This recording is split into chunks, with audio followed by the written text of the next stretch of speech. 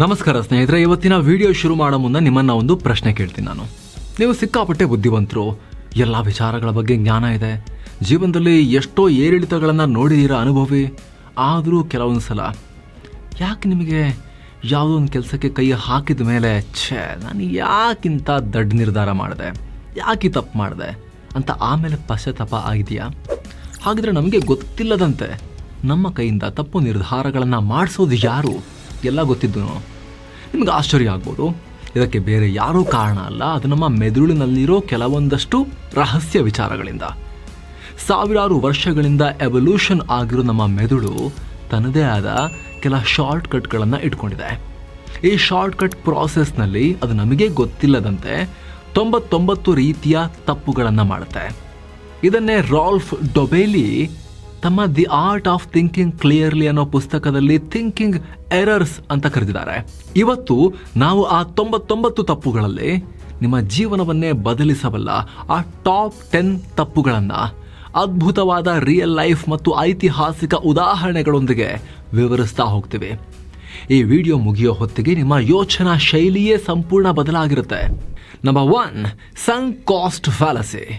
Sank cost fallacy ಅಂದರೆ ಜಗತ್ತಿನ ಅತಿ ದೊಡ್ಡ ಉದಾಹರಣೆ ಇದಕ್ಕೆ ಯಾವುದು ಗೊತ್ತಾ? ಬ್ರಿಟಿಷ್ ಮತ್ತು ಫ್ರೆಂಚ್ ಸರ್ಕಾರಗಳು ಜಂಟಿಯಾಗಿ ತಯಾರಿಸಿದ ಕಾಂಕಾರ್ಡ್ ಪ್ಲೇನ್. ಈ ಐಡಿಯಾ ಯಾಕೆ ಬಂತು ಅಂದರೆ 1960ರ ದಶಕದಲ್ಲಿ ವಿಮಾನಯಾನ ಕ್ಷೇತ್ರದಲ್ಲಿ ಸೂಪರ್ಸಾನಿಕ್ ವೇಗ ಅಂದರೆ ಶಬ್ದಕ್ಕಿಂತ ವೇಗವಾಗಿ ಚಲಿಸೋದು ಒಂದು ದೊಡ್ಡ ಪ್ರತಿಷ್ಠೆಯಾಗಿತ್ತು. ಈ ಕಾಂಕಾರ್ಡ್ ವಿಮಾನದ ವೇಗ ಎಷ್ಟಿತ್ತು ಗೊತ್ತಾ? ಗಂಟೆಗೆ 2180 ಕಿಲೋಮೀಟರ್ ಅಂದರೆ ಮಾಕ್ 2.04. ಲಂಡನ್ನಿಂದ ನ್ಯೂಯಾರ್ಕ್ಗೆ ಕೇವಲ 3.5 ಗಂಟೆಯಲ್ಲಿ ಪ್ರಯಾಣ.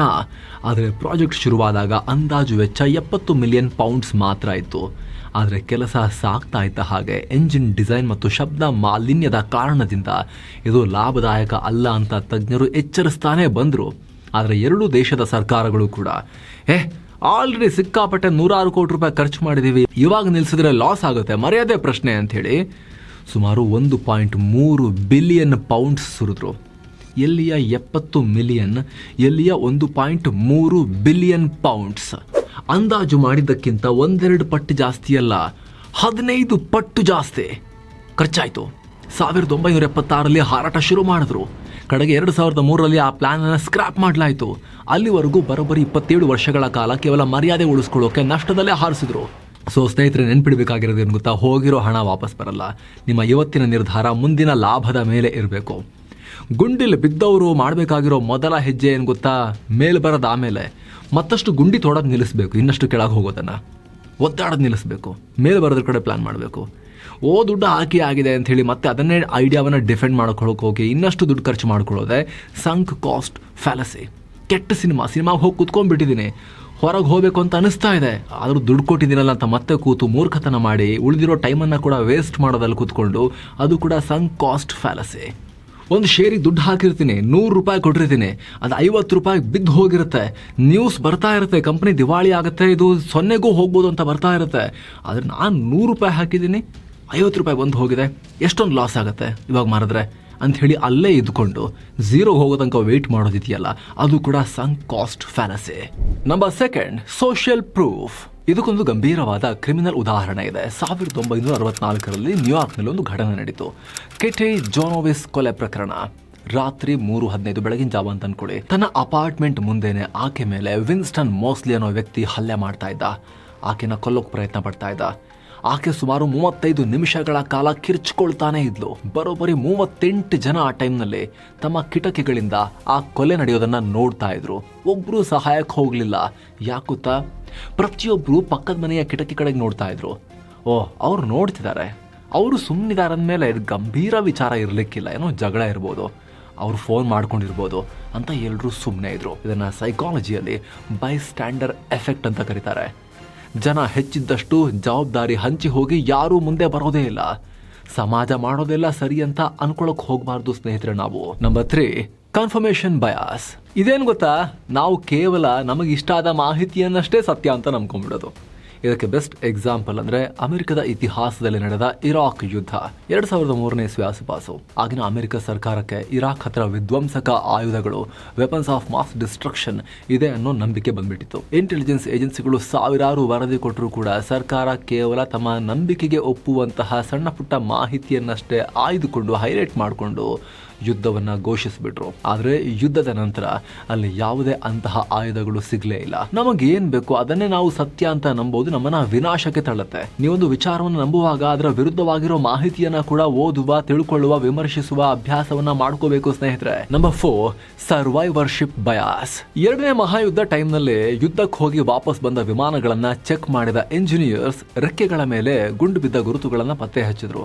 ಇಲ್ಲಿಗೆಲ್ಲ ಗುಂಡು ಬಿದ್ದು ಹೊಟ್ಟೆ ಆಗಿದೆ, ತೂತಾಗಿದೆ, ಇಲ್ಲಿಗೆ ಇನ್ನಷ್ಟು ರಕ್ಷಣೆ ಕೊಡಬೇಕು ಅಂತ ಅನ್ಕೊಂಡು ಮುಚ್ಚೋಕ್ ಶುರು ಮಾಡಿದ್ರು. ಆದ್ರೆ ಗಣಿತಜ್ಞ ಅಬ್ರಹಾಂ ವಾಲ್ಡ್ ಅವರು ಏನ್ ಹೇಳಿದ್ರು ಗೊತ್ತಾ? ಕೂಡಲೇ ತಪ್ಪು ಮಾಡ್ತಾ ಇದ್ದೀರಾ, ನೀವು ಬರೀ ವಾಪಸ್ ಬಂದ ವಿಮಾನಗಳನ್ನ ನೋಡ್ತಾ ಇದ್ದೀರಾ. ಎಂಜಿನ್ಗೆ ಗುಂಡು ಬಿದ್ದ ವಿಮಾನಗಳು ವಾಪಸ್ಸೇ ಬಂದಿಲ್ಲ. ಸೊ ಸಮುದ್ರದಲ್ಲಿ ಬಿದ್ದು ಹೋಗಿವೆ, ನಾಶ ಆಗಿವೆ. ಸೊ ಎಂಜಿನ್ ಇರೋ ಜಾಗವನ್ನ ಮೊದಲು ಸ್ಟ್ರಾಂಗ್ ಮಾಡಿ ಅಂತ ಹೇಳಿದ್ರು. ಈ ವಿಮಾನಗಳು ಸ್ಟ್ರಾಂಗ್ ಇರೋದ್ರಿಂದಲೇ, ಅಂತ ದೊಡ್ಡ ಪ್ರಾಬ್ಲಮ್ ಆಗದೆ ಇರೋದ್ರಿಂದಲೇ ವಾಪಸ್ ಬಂದಿವೆ ಉಳ್ಕೊಂಡು. ಆ ಹೊಟ್ಟೆ ಮುಚ್ಚಕ್ಕ, ತೂತು ಮುಚ್ಚಕ್ ಕೂರ್ಬೇಡಿ. ಬಿದ್ದೋಗಿರೋ ವಿಮಾನಗಳು ಯಾಕೆ ಹೋದ್ವು ಅಂತ ನೋಡಿ ಆ ಭಾಗವನ್ನ ಸ್ಟ್ರಾಂಗ್ ಮಾಡಿ ಅಂತ ಹೇಳಿದ್ರು. ಇದರಿಂದ ಸಾವಿರಾರು ಸೈನಿಕರ ಜೀವ ಉಳಿತು. ನಾವು ಬರೀ ಗೆದ್ದವರ ಸ್ಟೋರಿ ನೋಡ್ತೀವಿ. ಬಿಸ್ನೆಸ್ ನಲ್ಲಿ, ಸ್ಪೋರ್ಟ್ಸ್ ನಲ್ಲಿ, ಕ್ರಿಕೆಟ್ ನಲ್ಲಿ ಎಲ್ಲಾ ಕಡೆ ಸೂಪರ್ ಸ್ಟಾರ್ ಗಳು ಮಾತ್ರ ನೋಡ್ತೀವಿ. ಅವ್ರ ತರ ಆಗ್ಬೇಕು ಅಂತ ಅನ್ಕೊಳ್ತೀವಿ. ನಮ್ ಕೈಲೂ ಆಗತ್ತೆ. ನಾನು ತೆಂಡೂಲ್ಕರ್, ನಾನು ಕೊಹ್ಲಿ, ನಾನು ಹೊಡಿಬಲ್ಲೆ, ನಾನು ಬೂಮ್ರಾ ತರ ಯಾರ್ಕರ್ ಹಾಕಬಲ್ಲೆ ಅಂತ ಅನ್ಕೊಳ್ತೀವಿ. ನನ್ನ ಹತ್ರನೂ ಅಂಬಾನಿ ತರ ಐಡಿಯಾ ಇದೆ ಅಂತ ಅನ್ಕೊಳ್ತೀವಿ. ಆದ್ರೆ ಸೋತು ಸಮಾಧಿಯಾದವರ ಕೋಟ್ಯಂತರ ಜನರ ಸಂಖ್ಯೆ ನಮ್ಮ ಅರಿವಿಗೆ ಬರೋದೇ ಇಲ್ಲ. 1% ನೋಡ್ತೀವಿ, 99% ನಾವು ಬಿಟ್ಟು ಬಿಡ್ತೀವಿ. ಇದರಿಂದ ತುಂಬಾ ಜನ ತಪ್ಪುಗಳನ್ನ ಮಾಡ್ತಾರೆ. ಸ್ನೇಹಿತರೆ, ಈಗ ಈ ವಿಡಿಯೋದ ಪಾರ್ಟ್ನರ್ ಆಗಿರೋ ಡಿಟೋ ಬಗ್ಗೆ ಹೇಳೋ ಟೈಮ್. ಏನಾಗುತ್ತೆ, ನಮ್ಮ ಹೆಲ್ತ್ ವಿಚಾರದಲ್ಲೂ ಕೂಡ ಹಾಗೆ ಅಲ್ವಾ ನಾವು ಸರ್ವೈವರ್ಶಿಪ್ ಬಯಾಸ್. ನನಗೆ ಏನಾಗುತ್ತೆ, ನನ್ನ ಅಕ್ಕಪಕ್ಕ ಸಾವಿರಾರು ಜನ ಇದ್ದಾರೆ, ಲಕ್ಷಾಂತರ ಜನ ಇದ್ದಾರೆ, ರಾಜ್ಯದಲ್ಲಿ ಕೋಟ್ಯಂತರ ಜನ ಇದ್ದಾರೆ, ದೇಶದಲ್ಲಿ 100 ಕೋಟಿ ಜನ ಇದ್ದಾರೆ. ಎಲ್ರಿಗೂ ಹುಷಾರು ತಪ್ಪುತ್ತಾ? ನನಗೂ ತಪ್ಪಲ್ಲ. ಅದೇ ತರ ಯಾರಿಗೋ ತಪ್ಪುತ್ತೆ ಕೆಲವರಿಗೆ, ನನಗೇನಾಗಲ್ಲ ಅನ್ನೋ ಮೈಂಡ್ ಸೆಟ್. ಅದರಿಂದ ದೊಡ್ಡ ಬೆಲೆನ ತರಬೇಕಾಗತ್ತೆ. ಆಮೇಲೆ ಜೀವನದಲ್ಲಿ ನಾವು ಏನೇ ಪ್ಲಾನ್ ಮಾಡ್ಕೊಂಡು ಮಾಡ್ತೀವಿ ಅಂತ ಹೊರಟ್ರು ಕೂಡ, ನನಗೇನು ಆಗಲ್ಲ ಅಂತ ಹೊರಟ್ರು ಕೂಡ, ಒಂದು ಸಣ್ಣ ಹೆಲ್ತ್ ಎಮರ್ಜೆನ್ಸಿ ನಮ್ಮೆಲ್ಲ ಲೆಕ್ಕಾಚಾರವನ್ನು ಉಲ್ಟಾ ಮಾಡಿಬಿಡ್ಬೋದು. ಸ್ನೇಹಿತರೆ, ಭಯದಲ್ಲಿ ಅಥವಾ ಸರಿಯಾದ ಮಾಹಿತಿ ಇಲ್ಲದೆ ತಪ್ಪು ಇನ್ಶೂರೆನ್ಸ್ ಕೂಡ ತಗೊಳಕ್ ಹೋಗಬಾರ್ದು. ಅದಕ್ಕೆ ನಾವು ನಿಮಗೆ ರೆಕಮೆಂಡ್ ಮಾಡೋದು ಡಿಟೋ. ಇವರು ನಿಮಗೆ ಯಾವುದೇ ಪಾಲಿಸಿಯನ್ನು ಮಾರಲ್ಲ, ಬದಲಾಗಿ ನಿಮಗೆ ಯಾವುದು ಸರಿ ಅಂತ ಗೈಡ್ ಮಾಡ್ತಾರೆ, ಅಡ್ವೈಸ್ ಮಾಡ್ತಾರೆ. ಬೆಂಗಳೂರಿನ ಬಿಲಿಯನೇರ್ಸ್ ನಿತಿನ್ ಕಾಮತ್, ನಿಖಿಲ್ ಕಾಮತ್ ಅವರ ಝೀರೋದ ಅವರು ಇನ್ವೆಸ್ಟ್ ಮಾಡಿರೋ ಕಂಪನಿ ಇದು ಡಿಟೋ. ಡಿಸ್ಕ್ರಿಪ್ಷನ್ ಮತ್ತು ಪಿನ್ ಮಾಡಿರೋ ಕಾಮೆಂಟ್ ಅಲ್ಲಿ ಲಿಂಕ್ ಇದೆ. ಅಲ್ಲಿ ಕ್ಲಿಕ್ ಮಾಡೋ ಮೂಲಕ ನೀವು ನಿಮ್ಮ ಕಾಲ್ ಅನ್ನ ಸ್ಕೆಡ್ಯೂಲ್ ಮಾಡ್ಕೋಬಹುದು, ಬುಕ್ ಮಾಡ್ಕೋಬಹುದು. ನಿಮ್ಮ ಟೈಮ್ಗೆ ತಕ್ಕಂತೆ ನೀವು ಬುಕ್ ಮಾಡಿದ್ರೆ ಮಾತ್ರ ಅವ್ರು ನಿಮಗೆ ಕಾಲ್ ಮಾಡ್ತಾರೆ. ಫ್ರೀ ಆಗಿ ಪ್ರೀಮಿಯಂ ಇನ್ಶೂರೆನ್ಸ್ ಅಡ್ವೈಸ್ ಅನ್ನ ನೀವು ಪಡ್ಕೋಬಹುದು. ನಿಮ್ಮ ಹಣಕಾಸಿನ ಸ್ಥಿತಿಗತಿ, ನಿಮ್ಮ ಫ್ಯಾಮಿಲಿಯ ಸದಸ್ಯರ ಸಂಖ್ಯೆ, ನಿಮ್ಮ ಇನ್ಕಮ್ ಅದೆಲ್ಲದನ್ನ ನೋಡಿ ನಿಮಗೆ ಸೂಟ್ ಆಗೋ ಇನ್ಶೂರೆನ್ಸ್ ಪ್ಲಾನ್ ಅನ್ನ ಇವರು ಅಡ್ವೈಸ್ ಮಾಡ್ತಾರೆ. ನೀವಿನ್ನೂ ಕೂಡ ಹೆಲ್ತ್ ಇನ್ಶೂರೆನ್ಸ್ ಮಾಡಿಸಿಲ್ಲ ಅಂದ್ರೆ, ನಿಮಗೆ ಮತ್ತೆ ನಿಮ್ಮ ಫ್ಯಾಮಿಲಿಗೆ ಆರೋಗ್ಯದ ಭದ್ರತೆ ಕೊಡೋಕೆ ನೀವು ಪ್ಲಾನ್ ಮಾಡ್ತಾ ಇದ್ದೀರಿ ಅಂದ್ರೆ, ಮಿಸ್ ಇಲ್ಲದೆ ಡಿಸ್ಕ್ರಿಪ್ಷನ್ ಮತ್ತು ಪಿನ್ ಮಾಡಿರೋ ಕಾಮೆಂಟ್ ಅನ್ನ ಚೆಕ್ ಮಾಡಿ. ಬನ್ನಿ ನಾವೀಗ ಕಂಟಿನ್ಯೂ ಮಾಡೋಣ. ನಂಬರ್ 5 ನೋಡೋಣ, ದಿ ಆಂಕರಿಂಗ್ ಎಫೆಕ್ಟ್. ಇಲ್ಲೇನು ಗೊತ್ತಾ, ನಾವು ಮೊದಲು ಕೇಳುವ ನಂಬರ್ ನಮ್ಮ ಮೆದುಳನ್ನ ಹೇಗೆ ಲಾಕ್ ಮಾಡುತ್ತೆ, ಕಟ್ ಹಾಕುತ್ತೆ ಅನ್ನೋದಕ್ಕೆ ಎಕ್ಸ್ಪೆರಿಮೆಂಟ್ ಇದೆ, ಒಂದು ಎಕ್ಸಾಂಪಲ್ ಇದೆ. ಸಂಶೋಧಕರು ಜನರಿಗೆ ಒಂದು ವೀಲ್ ತಿರುಗಿಸೋಕೆ ಹೇಳಿದ್ರು, ವೀಲ್ ಆಫ್ ಫಾರ್ಚೂನ್. ಅದು 10 ಅಥವಾ 65 ಈ 2 ನಂಬರ್ಗಳಲ್ಲೇ ನಿಲ್ಲುವಂತೆ ಸೆಟ್ ಮಾಡಲಾಗಿತ್ತು. ನಂತರ ಅವ್ರಿಗೊಂದು ಪ್ರಶ್ನೆ ಕೇಳಲಾಯಿತು, ಆಫ್ರಿಕಾದಲ್ಲಿರೋ ಎಷ್ಟು ರಾಷ್ಟ್ರಗಳು ವಿಶ್ವಸಂಸ್ಥೆಯ ಮೆಂಬರ್ ಆಗಿವೆ ಅಂತ ಕೇಳಲಾಯಿತು. ವೀಲ್ನಲ್ಲಿ ಯಾರೆಲ್ಲ ತಿರುಗಿಸಿದಾಗ 10 ಅಂತ ಬಂದಿತ್ತೋ ಅವರು ಆನ್ ಆನ್ ಅವರೇಜ್ 25% ರಾಷ್ಟ್ರಗಳು ಮೆಂಬರ್ ಆಗಿದ್ದಾರೆ ಅಂತ ಉತ್ತರ ಕೊಟ್ಟರು. ವೀಲ್ನಲ್ಲಿ ಯಾರೆಲ್ಲ ತಿರುಗಿಸಿದಾಗ 65 ಅಂತ ನಂಬರ್ ಬಂದಿತ್ತೋ ಅವರು ಆನ್ ಆನ್ ಅವರೇಜ್ 45% ರಾಷ್ಟ್ರಗಳು ಮೆಂಬರ್ ಆಗಿದ್ದಾರೆ ಅಂತ ಉತ್ತರ ಕೊಟ್ಟರು. ಆ ವೀಲ್ಗೂ ಆಫ್ರಿಕಾಗೂ ಯಾವುದೇ ಸಂಬಂಧನೇ ಇರಲಿಲ್ಲ. ಆದರೆ ಜನ ಕಣ್ಣಿಗೆ ಕಂಡ ನಂಬರನ್ನು ತಿರುಗಿಸಿದಾಗ ಕಣ್ಣಿಗೆ ಕಂಡ ನಂಬರನ್ನು ನೋಡಿಬಿಟ್ಟು ಒಂದು ಹೈಯರ್ ಅಥವಾ ಲೋವರ್ ಉತ್ತರವನ್ನು ಕೊಟ್ಟರು. ಆಗ ಆವರೇಜ್ 20% ವ್ಯತ್ಯಾಸ ಆಯಿತು 2 ಗುಂಪಿನ ನಡುವೆ. ಇದನ್ನೇ ಮಾರ್ಕೆಟಿಂಗ್ನಲ್ಲೂ ಕೂಡ ಬಳಸಲಾಗುತ್ತೆ ಸ್ನೇಹಿತರೆ. Number 6, availability bias. ಸ್ನೇಹಿತರೆ, ನಮಗೆ ಯಾವುದು ಸುಲಭವಾಗಿ ನೆನಪಾಗುತ್ತೋ ಅದೇ ಸತ್ಯ, ಹಾಗೆ ಆಗುತ್ತೆ ನೆಕ್ಸ್ಟ್ ಅಂತ ನಂಬ್ಕೊಂಡ್ಬಿಡ್ತೀವಿ. 2001 ಸೆಪ್ಟೆಂಬರ್ 11 ಏನಾಯಿತು, ಅಮೆರಿಕದಲ್ಲಿ ಅವಳಿ ಕಟ್ಟಡಗಳ ಮೇಲೆ ಉಗ್ರ ದಾಳಿ ಆಯಿತು. ಲಕ್ಷಾಂತರ ಜನರು ವಿಮಾನದಲ್ಲಿ ಪ್ರಯಾಣ ಮಾಡೋಕೆ ಭಯಪಟ್ಟು ಆಮೇಲೆ ಕಾರ್ನಲ್ಲಿ ಪ್ರಯಾಣ ಮಾಡೋಕೆ ಶುರು ಮಾಡಿದ್ರು. ನಮ್ಮಲ್ಲೂ ಕೂಡ ಏರ್ ಇಂಡಿಯಾ ವಿಮಾನ ಅಪಘಾತ ಆದ್ಮೇಲೂ ಕೂಡ ಹಂಗೆ ಚರ್ಚೆ ಆಯಿತು. ಪ್ರತಿಯೊಬ್ಬರು ಕೂಡ ವಿಮಾನ ಹತ್ತಕ್ಕೆ ಭಯಪಟ್ಟರು. ಅಮೆರಿಕದಲ್ಲೂ ಕೂಡ ಆ ರೀತಿ ಆದಾಗ ಏನು ಮಾಡಿದ್ರು ಗೊತ್ತಾ, ಸಂಖ್ಯಾಶಾಸ್ತ್ರಜ್ಞ ಜಾರ್ಡ್ ಗೆಗ್ರೆನ್ಜರ್ ಸಂಶೋಧನೆ ಮಾಡಿದ್ರು. ಆವಾಗ ಯಾರೆಲ್ಲ ವಿಮಾನ ಬಿಟ್ಟು ವಾಹನಗಳಲ್ಲಿ ಬೈ ರೋಡ್ ಓಡಾಡೋಕ್ಕೆ ಪ್ರಿಫರ್ ಮಾಡಿ ಓಡಾಡಿದ್ರು ಅವ್ರ ಮೇಲೆ ಸ್ಟಡಿ ಮಾಡಿದ್ರು. ಆ ಪರ್ಟಿಕ್ಯುಲರ್ 1 ವರ್ಷದಲ್ಲಿ ವಿಮಾನ ಪ್ರಯಾಣ ಬಿಟ್ಟು ಕಾರ್ನಲ್ಲಿ ಹೋದ್ರಲ್ಲ, ಅಲ್ಲಿ ಸುಮಾರು 1500ಕ್ಕೂ ಅಧಿಕ ಜನ ಹೆಚ್ಚುವರಿಯಾಗಿ ರಸ್ತೆ ಅಪಘಾತಗಳಲ್ಲಿ ಪ್ರಾಣ ಕಳ್ಕೊಂಡಿದ್ರು ಎಕ್ಸ್ಟ್ರಾ. ಆದ್ರೆ ಇವ್ರು ಅನ್ಕೊಂಡಿದ್ದೇನೋ ವಿಮಾನ ಅಪಘಾತದ ದೃಶ್ಯಗಳನ್ನ ಪದೇ ಪದೇ ನೋಡಿ ಅವರು ಅದೇ ಡೇಂಜರ್ ಅಂತ ಅನ್ಕೊಂಡ್ರು. ಇದೇ ರೀತಿ ಸ್ನೇಹಿತರೆ, ನಾವು ಯಾವುದೋ ಒಂದು ಸುದ್ದಿ ನೋಡಿ ಭಯ ಬಿದ್ದಾಗ ಗಡಿಬಿಡಿಯಲ್ಲಿ ತಪ್ಪು ನಿರ್ಧಾರಗಳನ್ನ ಮಾಡಬಾರ್ದು. ವಿಮಾನಯಾನ ಒಟ್ಟು ಎಷ್ಟು ಪ್ರಯಾಣಿಕರನ್ನ ಸಾಗಿಸ್ತಾ ಇದೆ, ಎಷ್ಟು ಗಂಟೆಗಳ ಹಾರಾಟದಲ್ಲಿ ಎಷ್ಟು % ಅಪಘಾತ ಆಗ್ತಾ ಇದೆ, ಅದನ್ನ ನೋಡ್ಬೇಕು, ರಿಲೇಟಿವ್ಲಿ ನೋಡ್ಬೇಕು. ನಾವು ರಸ್ತೆಯಲ್ಲಿ ಎಷ್ಟು ಜನ ಹೋಗ್ತಾ ಇದ್ದಾರೆ, ಎಷ್ಟು ಗಂಟೆಗಳ ಪ್ರಯಾಣ ನಡೀತಾ ಇದೆ, ಎಷ್ಟು ಜನರು ಓಡಾಟ ಆಗ್ತಾ ಇದೆ, ಅಲ್ಲಿ ಎಷ್ಟು ಅಪಘಾತಗಳಾಗ್ತಿದೆ ಅಂತ ಕೂಡ ನಾವು ನೋಡ್ಬೇಕು. ವಿಮಾನ ಒಂದು ಬಿದ್ರೂ ಕೂಡ ದೊಡ್ಡ ಸುದ್ದಿ ಆಗುತ್ತೆ, ಹಾಗಾಗಿ ನಮಗೆ ಅದ್ರ ಬಗ್ಗೆ ಭಯ ಹುಟ್ಟುತ್ತೆ. ಆದ್ರೆ ಲಿಟ್ರಲಿ ರಸ್ತೆಗಳಲ್ಲಿ ದಿನವೂ ಕೂಡ ಸಾವಿರಾರು ಜನರ ಪ್ರಾಣ ಹೋಗ್ತಾ ಇರುತ್ತೆ ಭೂಮಿ ಮೇಲೆ. ಆದ್ರೆ ನಮ್ಮ ಮೈಂಡ್ ಅಲ್ಲಿ ಉಳಿಯೋದು ವಿಮಾನ ಅಪಘಾತದಲ್ಲಿ ತೀರಿಕೊಂಡ 150 ಜನ ಮಾತ್ರ. ಹಾಗೆ ಇನ್ನೊಂದೇನು ಗೊತ್ತಾ, ಹೆಲಿಕಾಪ್ಟರ್ ಸಿಕ್ಕಾಪಟ್ಟೆ ಡೇಂಜರಸ್, ಅದರಲ್ಲಿ VVIPಗಳು ಹೋದವರೆಲ್ಲ ಸಾಯ್ತಾರೆ ಅನ್ನೋ ವಿಚಾರ. ಯಾಕಂದ್ರೆ ಕಾಮನ್ ಮ್ಯಾನ್ ಹೆಲಿಕಾಪ್ಟರ್ ಪ್ರಯಾಣ ಎಲ್ಲಿ ಮಾಡ್ತಾರೆ? ವಾಯುಯಾನ ಮಾಡೋದೆಲ್ಲ ಜನರು ವಿಮಾನಗಳಲ್ಲಿ ಮಾಡ್ತಾರೆ. ಹೆಲಿಕಾಪ್ಟರ್ ಪ್ರಯಾಣ ತುಂಬಾ ಕಾಸ್ಟ್ಲಿ, VVIPಗಳೇ ಮಾಡಿರ್ತಾರೆ. ನಿಜ, ಹೆಲಿಕಾಪ್ಟರ್ ವಿಮಾನಕ್ಕಿಂತ ಸ್ವಲ್ಪ ರಿಸ್ಕಿನೇ. ಹಾಗಂತ ಹೆಲಿಕಾಪ್ಟರ್ ಹತ್ತಿದ VVIPಗಳೆಲ್ಲ ಸಾಯ್ತಾ ಇಲ್ಲ. ಹೆಲಿಕಾಪ್ಟರ್ ಅಪಘಾತ ಆದಾಗ್ಲೆಲ್ಲ VVIPಗಳೇ ಸತ್ತಿರ್ತಾರೆ. ಯಾಕೆ ಅಂದ್ರೆ ಅದು VVIPಗಳು ಶ್ರೀಮಂತರು ಓಡಾಡೋ ಟ್ರಾನ್ಸ್ಪೋರ್ಟೇಷನ್ ಮೆಥಡ್ ಆಗಿರೋದ್ರಿಂದ. ಬಡವರು, ಮಧ್ಯಮ ವರ್ಗ ಅಥವಾ ಸಾಮಾನ್ಯ ಜನ ಹೆಲಿಕಾಪ್ಟರ್ ಹತ್ತೋದೇ ಇಲ್ಲ ಅನ್ನೋ ಕಾರಣದಿಂದ ಆ ರೀತಿ ಅನಿಸ್ತಾ ಇರುತ್ತೆ ನಮಗೆ. Next number 7, outcome bias. ಇದೇನ್ ಗೊತ್ತಾ, ನಾವು ಮಾಡಿರೋ ನಿರ್ಧಾರ ಸರಿನೋ ಇಲ್ವೋ ಅನ್ನೋದನ್ನ ಕೇವಲ ಫಲಿತಾಂಶ ನೋಡಿ ನಿರ್ಧಾರ ಮಾಡೋದು. ಇದಕ್ಕೆ ಉದಾಹರಣೆ ಏನು ಗೊತ್ತಾ, ಜಪಾನ್ ಮೇಲೆ ಅಮೆರಿಕ ಹಾಕಿದ ಪರಮಾಣು ಸ್ಫೋಟಕ. ಆಗ ಬಾಂಬ್ ಹಾಕಿದ ಮೇಲೆ ಯುದ್ಧ ನಿಲ್ತು ಅನ್ನೋ ಕಾರಣಕ್ಕೆ ಆ ನಿರ್ಧಾರ ಸರಿ ಅಂತ ಎಷ್ಟೋ ಜನ ವಾದ ಮಾಡ್ತಾರೆ. ಆದರೆ ಆ ಸಮಯದಲ್ಲಿ ಜಪಾನ್ ಆಲ್ರೆಡಿ ಶರಣಾಗೋ ಸ್ಥಿತಿಯಲ್ಲಿತ್ತು ಮತ್ತು ರಾಜತಾಂತ್ರಿಕವಾಗಿ ಬೇರೆ ದಾರಿಗಳು ಕೂಡ ಇದ್ವು. ಆಗ ರಿಸಲ್ಟ್ ಚೆನ್ನಾಗಿ ಬಂತು ಅಂದ ತಕ್ಷಣ, ಯುದ್ಧ ನಿಲ್ತು ಅಂದ ತಕ್ಷಣ ಅಣ್ವಸ್ತ್ರ ಹಾಕಿದ್ದಕ್ಕೆ ನಿಂತು ಅನ್ನೋದು ಔಟ್ಕಮ್ ಬಯಾಸ್. ಇದು ಇಲ್ಲಾಂದ್ರೂ ಕೂಡ ನಿಲ್ತಾ ಇತ್ತು ಅನ್ನೋದನ್ನ ಯೋಚನೆ ಮಾಡಬೇಕಾಗಿತ್ತು. ಶರಣಾಗತಿಗೆ ಹತ್ರ ಬಂದಿತ್ತು ಅನ್ನೋದನ್ನ. ಒಬ್ಬ ದರೋಡೆಕೋರ ಬ್ಯಾಂಕ್ ಲೂಟಿ ಮಾಡಿ ಪೊಲೀಸರಿಗೆ ಸಿಗದೇ ಇದ್ರೆ ಅವನ ಡಿಸಿಷನ್ ಸರಿ ದರೋಡೆ ಮಾಡಿದ್ದು, ಯಾಕಂದ್ರೆ ಅವ್ನು ಸಿಗ್ಲಿಲ್ಲ, ದುಡ್ಡು ಮಾಡ್ದ ಅಂತ ಹೇಳಕ್ಕಾಗತ್ತಾ? ಇಲ್ಲ, ಅವನ ಅದೃಷ್ಟ ಅಷ್ಟೇ ಅದು. ಅವನನ್ನ ಹುಡುಕ್ತಾನೆ ಇರ್ತಾರೆ, ಎತ್ಕೊಂಬಂದು ಒಳಗೆ ಹಾಕ್ತಾರೆ ಸಿಕ್ಕಿದಾಗ. Number 8, the endowment effect. ಇದು ನಮ್ಮ ವಸ್ತುವಿನ ಬೆಲೆ ನಮಗೆ ತುಂಬಾ ಜಾಸ್ತಿ ಅನ್ನೋ ಫೀಲಿಂಗ್ ಇರುತ್ತೆ. 1990ರಲ್ಲಿ ರಿಚರ್ಡ್ ಥಾಲರ್ ಅನ್ನೋರು ಒಂದು ಎಕ್ಸ್ಪೆರಿಮೆಂಟ್ ಮಾಡಿದ್ರು, ಸ್ಟಡಿ. ಒಂದು ಕ್ಲಾಸ್ನ ಅರ್ಧ ಮಕ್ಕಳಿಗೆ ಕಾಫಿ ಮಗ್ ಕೊಟ್ಟು ಇದನ್ನ ಎಷ್ಟು ಹಣಕ್ಕೆ ನೀವು ಮಾರ್ತೀರಾ ಅಂತ ಕೇಳಿದ್ರು. ಆಗ ಅವರು ಏನು ಉತ್ತರ ಕೊಟ್ರು ಗೊತ್ತಾ, ಸರಾಸರಿ $7.12 ಅಂತ ಉತ್ತರ ಕೊಟ್ರು. ಆಮೇಲೆ ಅದೇ ಮಕ್ಕಳಿಗೆ ಮಗ್ಗೆಲ್ಲ ಇಸ್ಕೊಂಡು ಖಾಲಿ ಕೈಯಲ್ಲಿ ಕೂರಿಸಿ, ಈಗ ಈ ಮಗ್ಗನ್ನ ನೀವು ಎಷ್ಟಕ್ಕೆ ಖರೀದಿ ಮಾಡ್ತೀರಾ, ದುಡ್ಡು ಕೊಟ್ಟು ಎಷ್ಟಕ್ಕೆ ಪರ್ಚೇಸ್ ಮಾಡ್ತೀರಾ ಕೇಳಿದಾಗ ಅವರು ಕೇವಲ ಆವರೇಜ್ ಆಗಿ $2.87 ಅಂತ ಉತ್ತರ ಕೊಟ್ರು. ಸೇಮ್ ಮಗ್ ಅವ್ರ ಹತ್ರ ಇರಲಿಲ್ಲ, ಅವ್ರ ಕೈಯಲ್ಲಿ ಕೊಟ್ಟು ಎಷ್ಟಕ್ಕೆ ಮಾರ್ತೀರಾ ಕೇಳಿದಾಗ $7ಗೂ ಅಧಿಕ ಹೇಳಿದ್ರು ಮಕ್ಕಳು. ವಾಪಸ್ ಇಸ್ಕೊಂಡು ಎಷ್ಟಕ್ಕೆ ಖರೀದಿ ಮಾಡ್ತೀರಾ ಸೇಮ್ ಮಗ್ ಕೇಳಿದಾಗ $2.87 ಅಂತ ಹೇಳಿದ್ರು. ನಂದು ಅಂದ್ರೆ ನನ್ನ ಕೈಯಲ್ಲಿ ಇದೆ ಅಂದ್ರೆ ಮಾರಬೇಕಾದ್ರೆ ಜಾಸ್ತಿಗೆ ಮಾರಬೇಕು ಅನ್ನೋ ಫೀಲಿಂಗ್. ನಂದಲ್ಲ ಅಂದ್ರೆ ಅದ್ರ ವ್ಯಾಲ್ಯೂ ಕಮ್ಮಿ ಆಗುತ್ತೆ. ಹಾಗಾಗಿ ಡಿಸಿಷನ್ ಮಾಡುವಾಗ, ಮುಖ್ಯವಾಗಿ ಬಿಸ್ನೆಸ್ ಮಾಡುವಾಗ ಈ ಎಮೋಷನಲ್ ಬ್ಲೈಂಡ್ ಸ್ಪಾಟ್ ಬಗ್ಗೆ ಎಚ್ಚರ ಇರಬೇಕು ನಮಗೆ. Number 9, forecast prediction bias. ಇದೇನ್ ಗೊತ್ತಾ, ಭವಿಷ್ಯವನ್ನು ನಾವು ನಿಖರವಾಗಿ ಊಹಿಸಬಹುದು ಅನ್ನೋ ಅತಿಯಾದ ಆತ್ಮವಿಶ್ವಾಸ.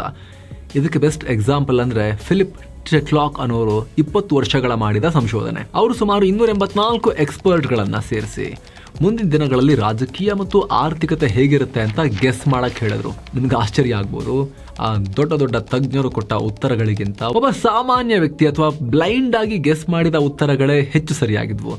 ತಜ್ಞರು ಕೂಡ ಭವಿಷ್ಯವನ್ನ ಕೇವಲ 33% ಮಾತ್ರ ಸರಿಯಾಗಿ ಊಹಿಸೋಕ್ ಸಾಧ್ಯ.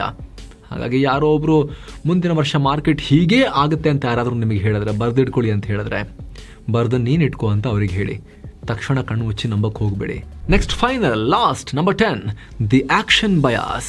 ಇದು ಏನು ಮಾಡದೆ ಸುಮ್ನಿರ್ಲಿಕ್ಕೆ ಆಗದೆ ಇರೋ ಹಠ. ಇದು ಸುಮ್ನಿರ್ಲಾರ್ದೆ ಇರುವೆ ಬಿಡ್ಕೊಂಡ್ರು ಅಂತಾರಲ್ಲ ಆ ತರ. ಇಸ್ರೇಲ್ನ ಬೆನ್ ಗುರಿಯನ್ ಯೂನಿವರ್ಸಿಟಿಯ ಸಂಶೋಧನೆ ಪ್ರಕಾರ ಫುಟ್ಬಾಲ್ ಪೆನಾಲ್ಟಿ ಕಿಕ್ ನಲ್ಲಿ ಗೋಲ್ ಕೀಪರ್ ಮಧ್ಯದಲ್ಲಿ ನಿಂತ್ರೆ ಬಾಲ್ ಅನ್ನ ತಡೆಯೋ ಚಾನ್ಸಸ್ 33% ಇರುತ್ತೆ. ಆದ್ರೆ 94% ಗೋಲ್ ಕೀಪರ್ಗಳು ಎಡಕ್ಕೋ ಬಲಕ್ಕೋ ಜಿಗಿತಾರೆ. ಹೆಚ್ಚಿನ ಟೈಮ್ ನಲ್ಲಿ ಅವ್ರು ಈ ಕಡೆ ಜಿಗ್ದಿರ್ತಾರೆ, ಬಾಲ್ ಈ ಕಡೆ ಎಲ್ಲ ಹೋಗಿರುತ್ತೆ, ಹಿಂಗೆಲ್ಲ ಆಗಿರುತ್ತೆ. ಆದ್ರೂ ಯಾಕೆ ಜಿಗಿತಾರೆ ಗೊತ್ತಾ? ಇಷ್ಟೊಂದು ಫನ್ನಿಯಾಗಿ ಕಾಣುತ್ತೆ ಅಂದ್ರೂ ಕೂಡ ಸುಮ್ನೆ ಮಧ್ಯೆ ನಿಂತ್ಕೊಂಡಿದ್ದಾನೆ ಅಂತ ಹೇಳಿದ್ರೆ ಗೋಲ್ ಆಗಿಬಿಟ್ರೆ ಜನ ಬೈತಾರೆ ಅಂತ ಅವ್ರಿಗೂ ಗೊತ್ತು, ಸುಮ್ಮನೆ ನಿಲ್ಲೋದೇ ಬೆಸ್ಟ್ ಅಂತ. ಆದ್ರೂ ಏನೋ ಒಂದು ಮಾಡಬೇಕಲ್ಲ ಅಂತ ಹೇಳಿ ಆ ಬಯಾಸ್ ಅವ್ರನ್ನ ತಪ್ಪು ನಿರ್ಧಾರಕ್ಕೆ ತಳ್ಳಿರುತ್ತೆ. ನಮ್ಮ ರಿಯಲ್ ಲೈಫ್ನಲ್ಲೂ ಕೂಡ ಅಷ್ಟೇ, ಎಷ್ಟೋ ಸಲ ಏನೂ ಮಾಡದೆ ಸುಮ್ಮನೆ ಇರೋದೇ ರೈಟ್ ಡಿಸಿಷನ್ ಆಗಿರುತ್ತೆ.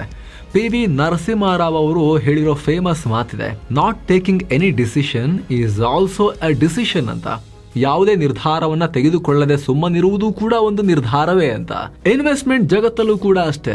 ಯಾರು ತಮ್ಮ ಪೋರ್ಟ್ಫೋಲಿಯೋದಲ್ಲಿ ಪದೇ ಪದೇ ಟಿಂಕರಿಂಗ್ ಮಾಡ್ತಿರ್ತಾರೋ, ಅಲ್ಲಿ ಇಲ್ಲಿ ಬರೋ ಸುದ್ದಿಗೆಲ್ಲ ರಿಯಾಕ್ಟ್ ಮಾಡಿಕೊಂಡು ತಗೋ ಸೇಲ್ ಮಾಡು, ಮ್ಯೂಚುವಲ್ ಫಂಡ್ ಅಲ್ಲಿ ಕಾಂಪೌಂಡಿಗೆ ಆಗಕ್ಕೆ ಬಿಡದೆ ಸ್ವಲ್ಪ ದಿವಸ ಇಡು, ತಗೋ, ಮತ್ತೆ ಆ ಫಂಡ್ ಚೇಂಜ್ ಮಾಡು, ಈ ಫಂಡ್ ಚೇಂಜ್ ಮಾಡು, ಅದು ಯಾವುದೋ ಮಾರ್ಕೆಟಿಂಗ್ ಬಂತು ಅಂತ ಹೇಳಿ ಆ್ಯಡ್ ನೋಡು ಅದಕ್ಕೆ ಹಾಕು, ಇನ್ನೊಂದು NFA ಬಂತು ಅದಕ್ಕೆ ಹಾಕು, ಸಿಕ್ಕಾಬಟ್ಟೆ ಆ ಕಡೆ ಚಿತ್ರಣ ಮಾಡ್ತಿರ್ತಾರೋ ಅವರ ಪೋರ್ಟ್ಫೋಲಿಯೋದಲ್ಲಿ ಯಾವತ್ತೂ ರಿಟರ್ನ್ಸ್ ಜನರೇಟೇ ಆಗಿರೋದಿಲ್ಲ. ಅದೊಂಥರ ಹೇಗೆ ಅಂತ ಹೇಳಿದ್ರೆ, ತಜ್ಞರು ಹೇಳೋ ಪ್ರಕಾರ ಪೇಂಟ್ ಮಾಡಿ ಅದು ಒಣಗೋ ತನಕ ಕಾಯುವ ಪೇಷನ್ಸ್ ಇರಬೇಕು. ಅದು ಒಣಗೋಕ್ಕಿಂತ ಮುಂಚೆ ಮತ್ತೆ ಟಿಂಕರಿಂಗ್ ಮಾಡ್ತಾ ಹೋದ್ರೆ ಇಡೀ ಪೇಂಟಿಂಗ್ಗೆ ಗಬ್ಬೆದ್ದು ಹೋಗುತ್ತೆ ಅಂತ ಹೇಳ್ತಾರಲ್ಲ. ಇನ್ವೆಸ್ಟ್ಮೆಂಟ್ ಪ್ರೊಫೈಲ್ ಕೂಡ ಹಾಗೆ, ಟೈಮ್ ಕೊಡಬೇಕು. ಪ್ರತಿ ಕ್ಷಣಕ್ಕೊಂದು ಡಿಸಿಷನ್ ಮಾಡಲೇಬೇಕು ಅಂತಿಲ್ಲ. ಮಾರ್ಕೆಟ್ ಓಪನ್ ಆಗೋಕ್ಕಿಂತ ಮುಂಚೆ ಬೆಳಿಗ್ಗೆ 9:15 ಮುಂಚೆನೇ 7 ಗಂಟೆಗೆ ಎದ್ದು ರಿಫ್ರೆಶ್ ಮಾಡಿ ನೋಡಿ ಏನು ಮಾಡ್ತೀರಾ ನೋಡಿ, ಮಾರ್ಕೆಟ್ ಓಪನ್ ಆಗಲಿಲ್ಲ ಅಂತ ತಪ್ಪನ್ನು ಯಾವತ್ತೂ ಮಾಡಬಾರ್ದು. ಆ ತಪ್ಪು ಮಾಡಬಾರ್ದು ಅಂತ ಹೇಳಿದ್ರೆ ಈ ಆಕ್ಷನ್ ಬಯಾಸ್ ಅನ್ನೋ ಕಾನ್ಸೆಪ್ಟ್ ಬಗ್ಗೆ ನಿಮಗೆ ಗೊತ್ತಿರಬೇಕು. ಹಾಗೆ ಸ್ನೇಹಿತರೆ, ಕಡೆದಾಗಿ ಕ್ವಿಕ್ ರಿಮೈಂಡರ್, ನಿಮಗೆ ನಿಮ್ಮ ಕುಟುಂಬಕ್ಕೆ ಆರೋಗ್ಯದ ಭದ್ರತೆನ ಒದಗಿಸೋಕೆ, ಹೆಲ್ತ್ ಇನ್ಶೂರೆನ್ಸ್ ಮಾಡಿಸೋಕೆ ಡಿಸ್ಕ್ರಿಪ್ಷನ್ ಮತ್ತು ಪಿನ್ ಮಾಡಿರೋ ಕಾಮೆಂಟ್ನಲ್ಲಿ ಡಿಟೋದ ಲಿಂಕ್ ಇದೆ. ಕ್ಲಿಕ್ ಮಾಡೋ ಮೂಲಕ ಅಲ್ಲಿ ನೀವು ನಿಮ್ಮದೇ ಭಾಷೆಯಲ್ಲಿ, ಅಲ್ಲಿ ಕನ್ನಡದಲ್ಲಿ ಬೇಕು ಅಂತ ಮೆನ್ಷನ್ ಮಾಡಿ ಸ್ಲಾಟ್ ಬುಕ್ ಮಾಡಿಕೊಂಡು, ನಿಮಗೆ ಫ್ರೀ ಇರೋ ಟೈಮ್ನಲ್ಲಿ ಕಾಲ್ ಬರೋ ರೀತಿ ಮಾಡಿಕೊಂಡು ಅವ್ರ ಹತ್ರ ಮಾತಾಡಿಕೊಂಡು ಎಲ್ಲ ಡೌಟ್ಸ್ ಕೇಳಿಕೊಂಡು ಫ್ರೀಯಾಗಿ ಆ ಪ್ರೀಮಿಯಂ ಇನ್ಶೂರೆನ್ಸ್ ಅಡ್ವೈಸನ್ನು ಪಡ್ಕೊಂಡು ನಿಮಗೆ ನಿಮ್ಮ ಫ್ಯಾಮಿಲಿಗೆ ಸೂಟ್ ಆಗೋ ಅವಶ್ಯಕತೆ ಇರೋ ಥರದ ಹೆಲ್ತ್ ಇನ್ಶೂರೆನ್ಸ್ ಪ್ಲಾನನ್ನು ನೀವು ಮಾಡ್ಕೊಳ್ಬಹುದು. ಮಿಸ್ ಇಲ್ಲದೆ ಆಸಕ್ತರು ಡಿಸ್ಕ್ರಿಪ್ಷನ್ ಪಿನ್ ಮಾಡಿರೋ ಕಾಮೆಂಟನ್ನು ಚೆಕ್ ಮಾಡಿ. ಮತ್ತೆ ಭೇಟಿ ಆಗ್ತಿರೋಣ. ನಮಸ್ತೆ.